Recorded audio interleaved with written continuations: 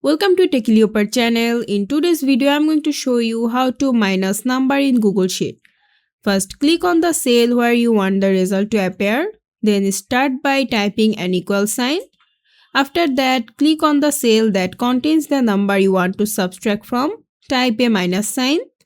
And then click on the cell containing the number you want to subtract. For example, if you have 50 in cell A1 and 20 in B1, you write is equal to A1 minus B1 and press enter. Google Sheet will instantly give you the result 30. If you want, you can also subtract multiple numbers or cells by chaining minus sign like is equal to A1 minus B1 minus C1. Alternatively, Google Sheet has a built-in function minus, so you could also write minus A1 B1 which achieve the same result. Once done, the result cell automatically update if any of the original cells change. And that's it. I hope this video is helpful. If it was, please give it a thumbs up and don't forget to subscribe.